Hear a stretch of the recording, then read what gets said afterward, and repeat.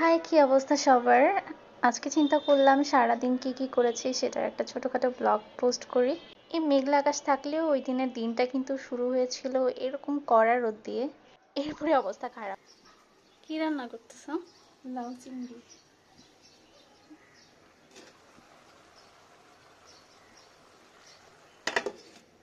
Wow, আজকে ভালোই, একদম প্রচন্ড গরম বাইরে। যে গাছে পানি দেওয়া নাই, আজকে সকালে একটু পানি দিই এখানে। সারাদিন এরকমই উল্টাপুল্টা কাজ করি আমি। মেহেদি আনা হয়েছিল ঈদের সময়, তো ওগুলোই আম্মু এখানে লাগাইছে। তো এগুলো মনে হয় না যে হবে।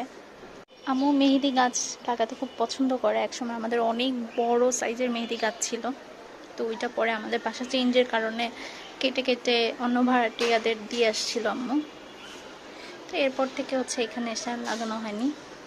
বাগান বিলাসের এই গাছটা না কিছুদিন আগে এখানে লাগানো হয়েছে।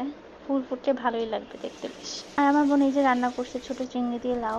দুপুরে কড়া রোদ পড়েছিল, এই জন্য একটা কাজ ছিল আমার, ওইটা করতে আমি বিকালে বের হয়ে গিয়েছিলাম। কাজ শেষ করে স্বপ্ন সুপার শপে গিয়েছিলাম একটু কিছু কেনাকাটা করতে। বের হয়েই দেখি খুবই বাজে অবস্থা, অনেক অনেক বাতাস বইছিল, ধুলাবালি উঠতেছিল চারপাশে। আমি ভেবেছিলাম হয়তো বৈশাখী ঝড় চলে আসছে অলরেডি, বৈশাখ আসতে না আসতেই। কিন্তু এত দমকা হাওয়া আসার পরেও না কোনো ধরনের বৃষ্টি আসে নাই। যেতে যেতে অবস্থা খুব খারাপ হয়ে যাচ্ছিল, ক্যামেরায় বোঝা যাচ্ছিল না কিন্তু চারপাশে প্রচন্ড রকমের ধুলাবালি উঠছিল, খুবই খারাপ অবস্থা ছিল, চোখে মুখে একদম বালু ঢুকে যাচ্ছিল। আমি তো মনে হয় আধা কেজি বালু খেয়ে আসছিলাম ওই দিন বাইরে থেকে। জাস্ট দেখেন কি একটা অবস্থা বাইরের।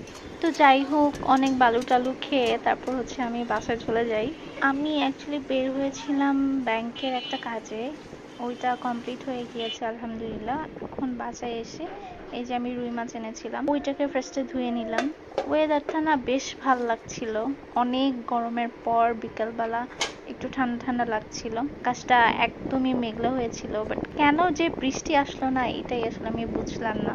আমি না সবার মতো এত সুন্দর করে ব্লগ বানাতে জানি না, তাই ভুল হলে কাইন্ডলি ক্ষমা সুন্দর দৃষ্টিতে দেখবেন। টানিনি, অ্যাজ আমার প্ল্যানই ছিল না ওখানে যাওয়ার। লাক্সের এই বডি ওয়াশটা নিয়েছি, এটা ফ্রেগ্রেন্সটা আমার খুবই ভালো লাগে। আর এই টয়লেট ক্লিনারটা নিয়েছিলাম, এটাতে buy one get one offer ছিল। সবসময় হারপিকটা ইউজ করা হয়, এবার ভাবলাম এটা একটু ট্রাই করে দেখি কেমন। দাম খুবই কম ছিল, মাত্র 130 টাকা ছিল। 130 টাকা আমি দুইটা পেয়ে গিয়েছি। স্বপ্ন থেকে না এরকম অনেক ভালো ভালো অফার দেয়, আর এটা আমি ইউজও করেছি, ভালোই ছিল। আর নিয়েছিলাম ফ্রেশের এই গ্রিন টি এর প্যাকেটটা। 25টা প্যাক ছিল মেবি এটার মধ্যে, তো আমার অনায়াসে 25 দিন চলে যাবে যেহেতু আমি কম করেই খাই। রাতের বেলা খুব ছোলা মাখানো খেতে ইচ্ছে করছিল, বাট বাইরে যেতে ইচ্ছে করছিল না, আর বাইরে গেলেও পাবো কিনা শিওর ছিলাম না, সো আমি একটু বাসায় বানিয়ে নিলাম। বুট সেদ্ধই করা ছিল, তাই আমার বানাতে খুব একটা ঝামেলা হয়নি। জাস্ট একটু আলু সেদ্ধ করা লেগেছিল, আর আমি এই সালাডটা বানিয়ে নিয়েছিলাম। এক হাতে ফোন ছিল আমার, তাই বানাতে গিয়ে একটু পড়ে পড়ে যাচ্ছিল। আজকের ব্লগটা এই পর্যন্তই থাক। সবাই ভালো থাকবেন, সুস্থ থাকবেন। আল্লাহ হাফেজ।